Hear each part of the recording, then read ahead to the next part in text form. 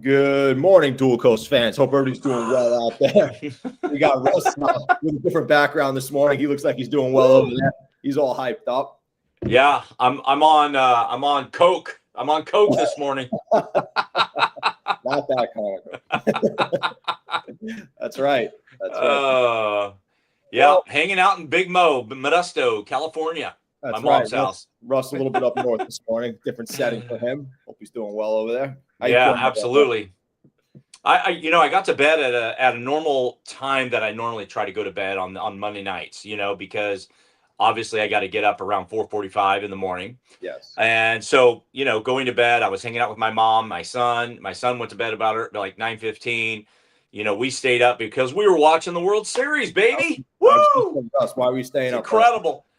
I went to bed at 10:30 in the 15th inning. Lights went out. I was like, I'm done. At 10:40, I'm like, I got to get to sleep. Like, I don't want to, but I have to, right? Otherwise, because I don't want to feel crummy today. Yes. Freddie Freeman, So, the hero last night for us. oh my gosh, again, man, back-to-back World Series walk-offs by this guy, Yep. Mr. Clutch. He missed one, by the way. He missed one. I believe the bases were loaded, dead straightaway center fielder up against the wall, caught it. Oh, And really? that had to be around the 14th inning, somewhere in there. I didn't know that. Okay. Unbelievable. Everybody thought, Smith, catcher, hits one deep left center field.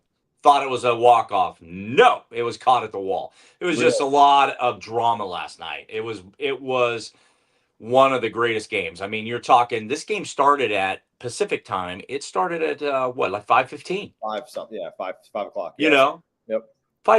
had to finish at like 11:30. I mean, we're talking 3 more innings of baseball after I went to sleep at 10:40. So it had to be another hour Correct. at least, Yep. right? And the last scoring we were talking about was in the 7th inning, and then it went to the 18th inning scoreless. So 11 innings of scoreless baseball. Unbelievable. That's a Yeah. pitch ball. High drama, man. That's And high drama. and in the 15th, there was only one pitcher left for each team. I didn't know that. Really? Relievers. Really? So Dodgers go up 2-1. Unbelievable game.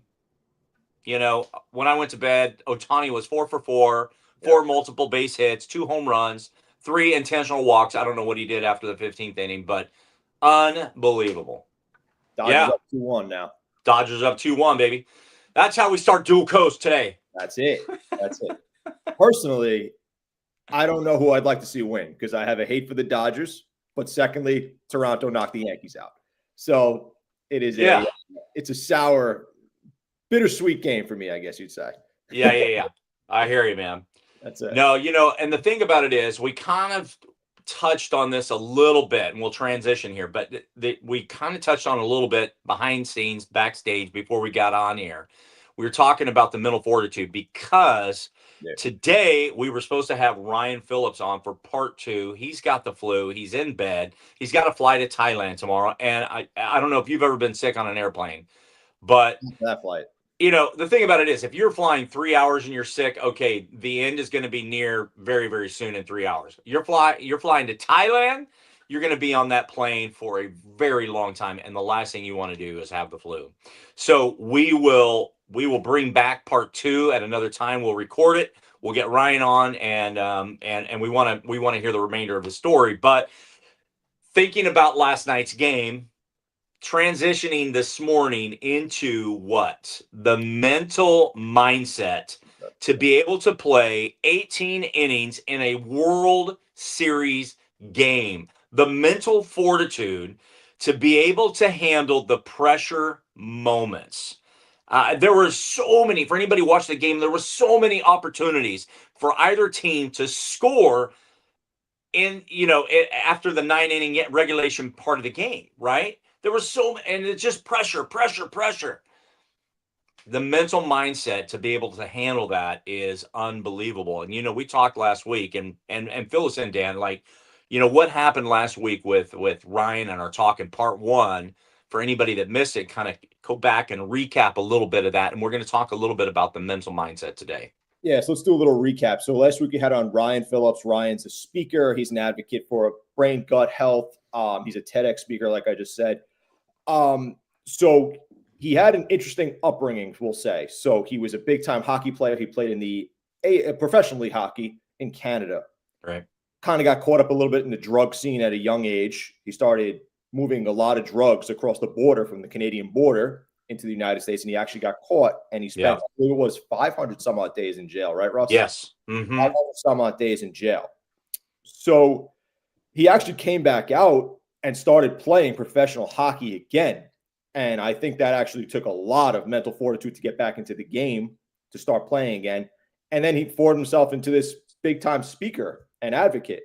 Yes. So we didn't get to hear the resilient side of the story yet from Ryan, but we are kind of, enlightening the guests right now, everybody watching Dual Coast, of how his story kind of came to fruition. But hey, real quick, I was blown away last week when he talked about how he got caught. He was out hiking in the forest with a small group. I don't think he said how many, but there was a few, and they got rounded up when they were hiking drugs, in the forest. Yeah, in the forest. Yeah, with backpacks on. And this was pre-drone, right?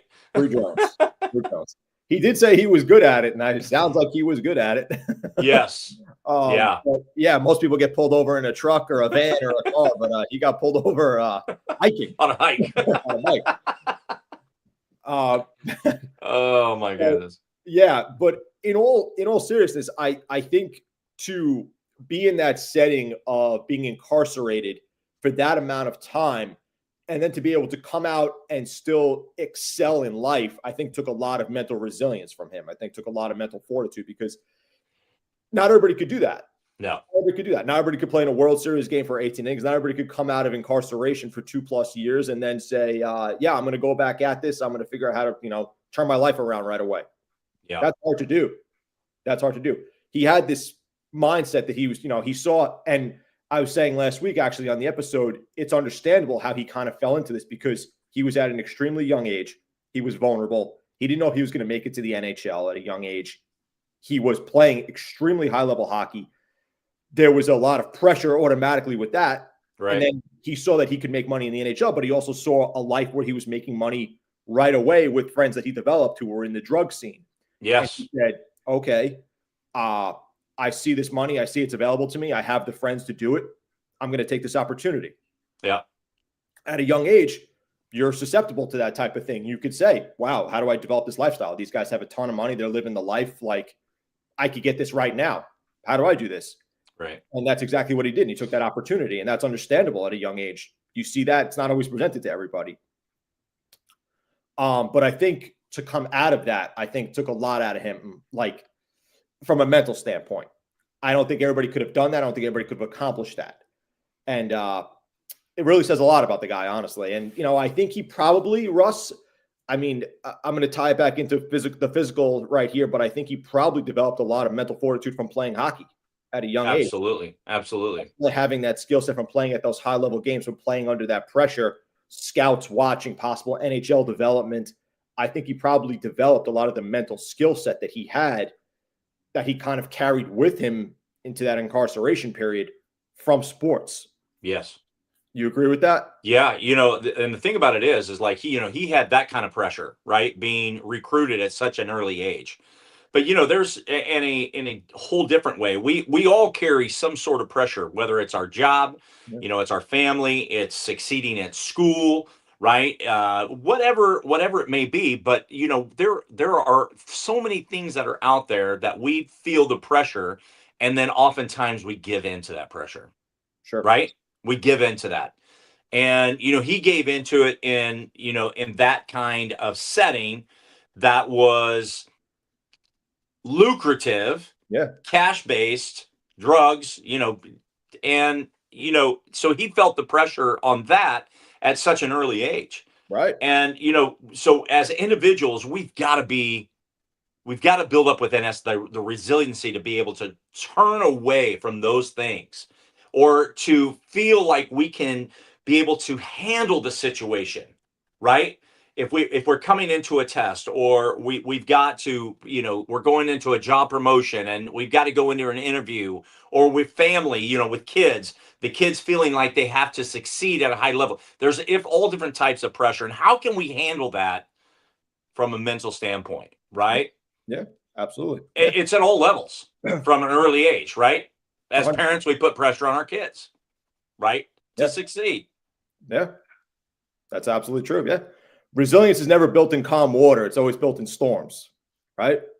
Never built in calm Absolutely. water. So, I mean, for him, well, for anybody, let's just say anybody, not even just him, but everybody's got the daily pressures of just life in general. Like you just said, finances, house, spouses, payments, whatever else, job work, occupations. Look, just for instance, Russ has a landscaping business that is, I'm sure, puts a lot of pressure on him every single day. Right? You agree? Every day. Every day. Yeah, every single day. I want to make sure my guys are working, right? Every 100%. day. Yeah, 100%. And let's just touch back on something we always touch back on. What is your outlet for that, to trying to deal with that stress from a mental standpoint?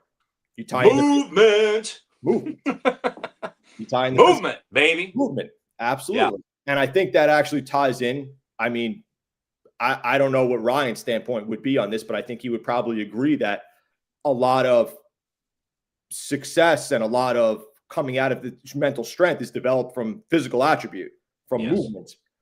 And we've had multiple guests on who have actually preached this whole idea that movement is the key to actually achieving more mental strength and more mental fortitude and more calmness, for lack of better words, I guess you'd say. And even a recent guest that we just had on, Harrison Klein preached the same idea too. And I think the bounce back speed here, like, kind of defines the mental fitness in you. And I think that's the best way I could put that, is how you come out of that situation, like Ryan being in jail and incarceration. Maybe he trained in jail. I'm not sure about that portion, but maybe that's what it took for him to kind of get through that whole idea of it. Maybe he had an outlet in jail. Maybe he read, maybe he learned things. I'm assuming, I'm going to make the assumption here, and Ryan will probably maybe confirm this, is that he studied everything he talks about now while he was incarcerated to try to learn those ideas and try to learn from that, and how he developed all this, the brain gut optimization and the idea of certain things. That'd be my standpoint of how he actually had a mental outlet in jail. And I think reading and training might have been those two things. What do you think, Russ? Yeah, I do. And, the thing about it is I had a great conversation yesterday with a guy who's going to be a guest on our show in the future. Okay. And, he also deals with, the mental advocacy side, right? Of because, there was a period of time, and he was an executive. He was a high level athlete. And so, Eric, we talked about that yesterday in our conversation, and we're going to go deep in that with him when he comes on to Dual Coast. But, the thing about it is, I think that we talk about preventative maintenance, right? Preventative maintenance. We talk about, like, what do we do for a forest fire? Okay. One of the things that we've got to do in the forestry part of things is to do preventative maintenance. Yeah. Cut down all the underbrushings, trim up trees, go and clean out the forest from all of the underbrushing that's firewood that's going to spark a fire or keep a fire hot, right? Sure. So you got to go in, you got to do preventative maintenance to keep the forest fires from just going wild. And for our bodies, we do the same thing. We've got to do preventative maintenance at an early age. As parents, we have to get our kids involved in some sort of sport or some sort of movement at an early age. Schools need to do a better job. Let's call them on the carpet now. Need to do a better job of helping these kids getting out and movement. I drove by a school yesterday and it was just so exciting. PE, kids are walking around, they're doing the big lap. They didn't have a track, but they're walking around this field. And so it's all a part of it. And I thought, this is the thought that I had. At that moment, I was thinking, like, schools. Could you imagine if schools collectively started a program first thing in the morning, first period, the entire school starts some sort of 5 to 7 minutes of movement? Yeah.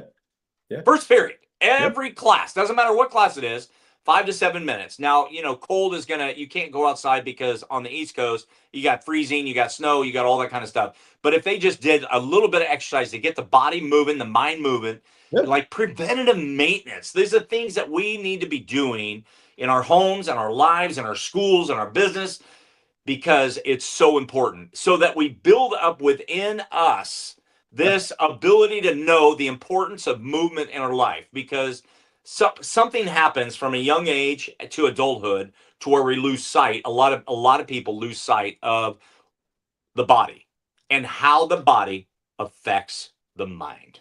Yeah. It's kind of like building up micro resilience in you is There the it idea is. of that, like building up micro resilience.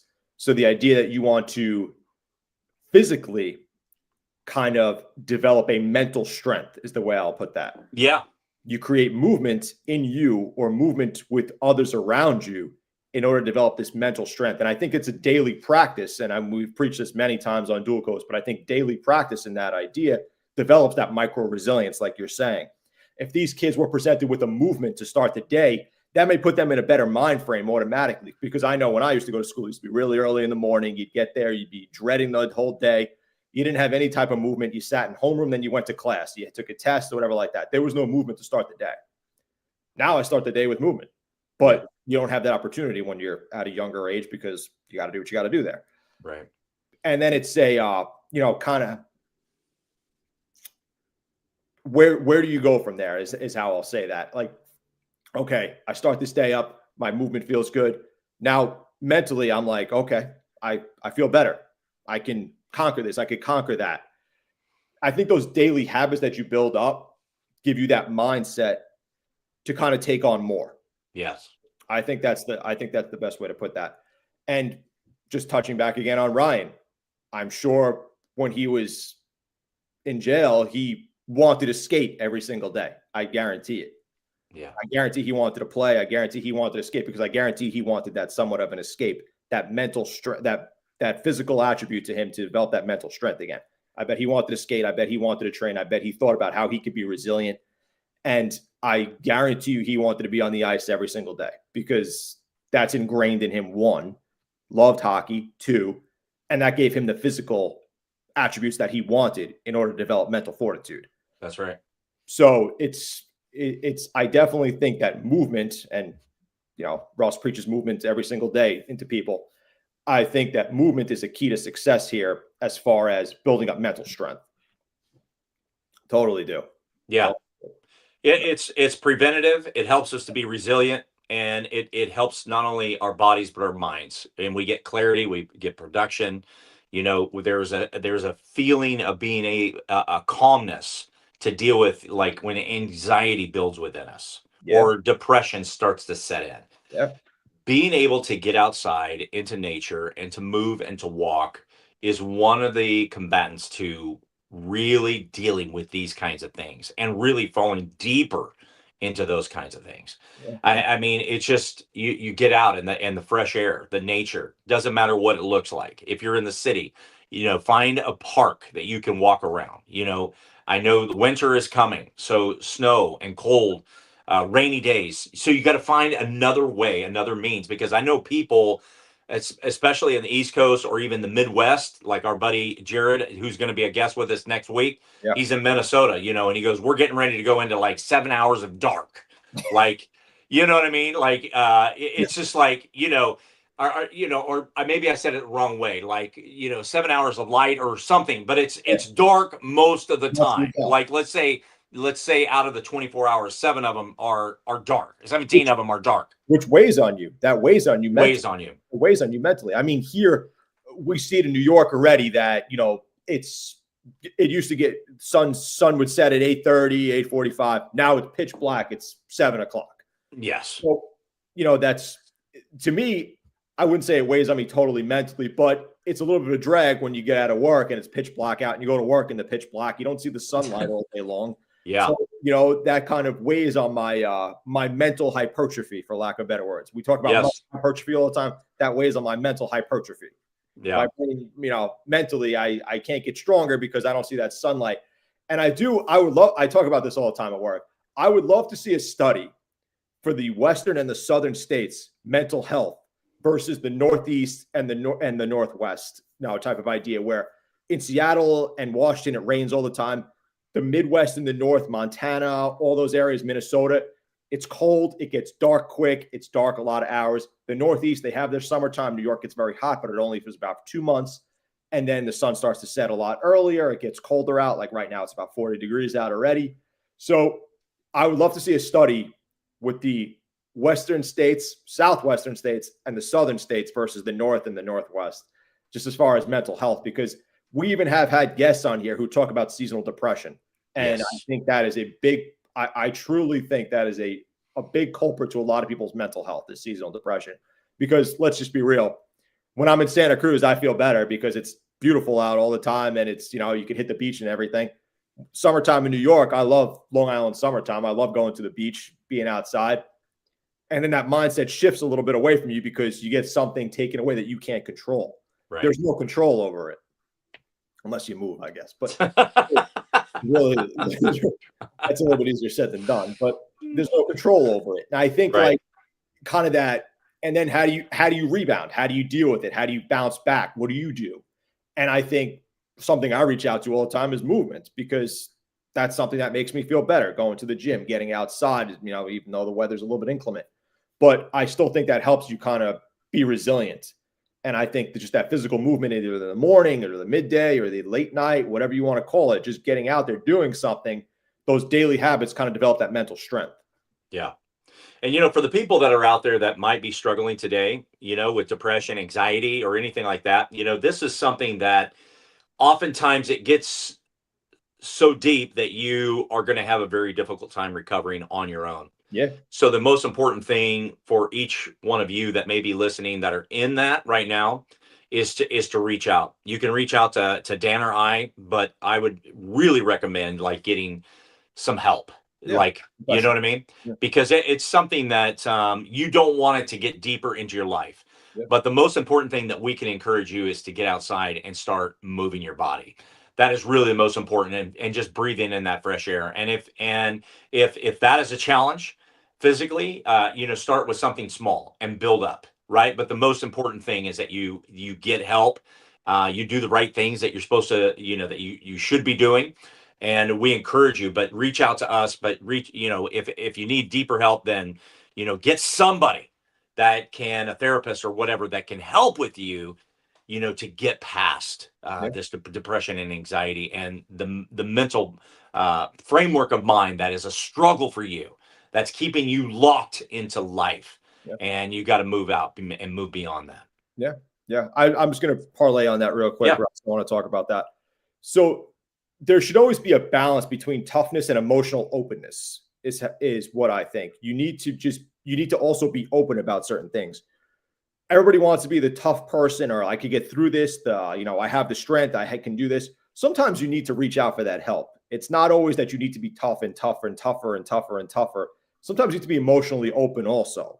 And I think that's overlooked a lot of times. People, have this fear about talking to somebody, have this fear about reaching out for help when they really need it. And they just try to have mental strength. And that's great. And I understand that. And excellent. But you also need to be open with yourself at times too. Like Russ is saying, you need to reach out for help if you need it. It's not something you should always just take on your own. And, we always preach the idea of community, and community is a big thing in Dual Coast. And I think reaching out to your community could also be a positive impact on you. Reach out to people around you, reach out to friends, reach out to family, and then seek professional help if it's really necessary, or really, you feel that nothing else is aiding you. I think that's a wise idea. But you can't just be tough and tough and tougher and tougher and tougher. You have to be emotionally open with yourself too and say, okay, I really need help here. It's not something you should just go through on your own and say, hey, I can get through this. That's not the case. You should definitely reach out to Russ, reach out to me, reach out to professional help, seek medical advice wherever necessary, and reach out to your community and see who can reach out to others around you. Yeah. Well said. Well said. Yeah. Yeah, so we're gonna pick up with Ryan Phillips in the coming weeks, yes. And so you will not miss part 2. Correct. Most likely, it's not going to be live. It'll be a recording. He's heading to Thailand tomorrow, so if we record it, it'll be made available for you guys to watch. It just probably won't be the live on Instagram, right. But it could be. But we're going to lean towards recording. But it'll be great to come back with Ryan and to see that part 2 and to see how he has overcome. And I would say completely overcome, because he's still battling with a lot of things, but he is in the process of overcoming. Yeah. And he didn't want to use, what was the word he didn't want to use? Was it advocate? He didn't want to be a humanitarian. You know what I mean? Yeah, there's a humanitarian and there's a mental advocate, where he is really helping people to dive in to their emotions and their feelings and everything. So don't miss part 2 of that. Next week, Jared Sebestik is coming on. Great friend of mine. He's in Minnesota. We're going to dive into his past life, his current life, his book. And, it's going to be a great topic. Jared is a great dude. He is doing amazing things, speaking 2 to 3 times per week. And making connections around the country. So Jared is going to be a good friend of mine. He's going to be on next week and looking forward to that. But one of the coolest things is we are 10 months into this, into Dual Coast.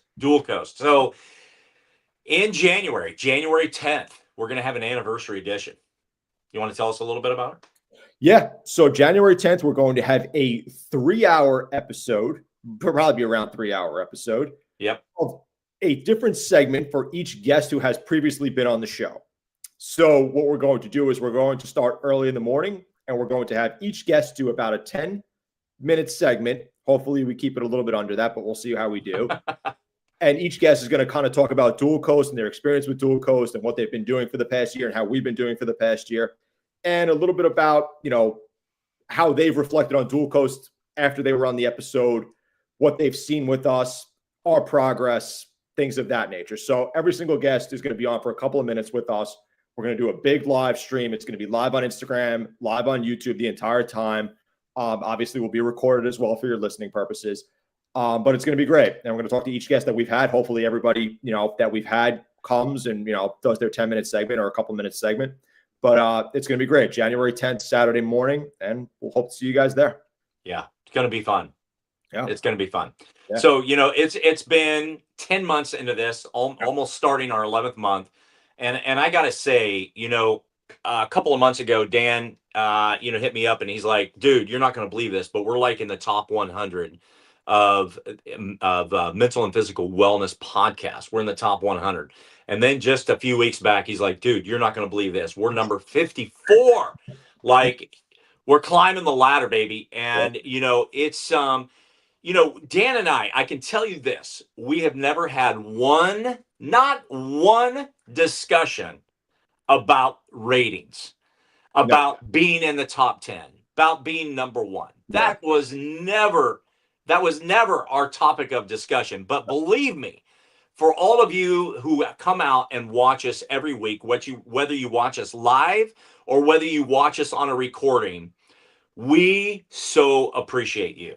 Absolutely. You as listeners, you as guests, you as friends, we appreciate you, and we applaud you for supporting us by watching us.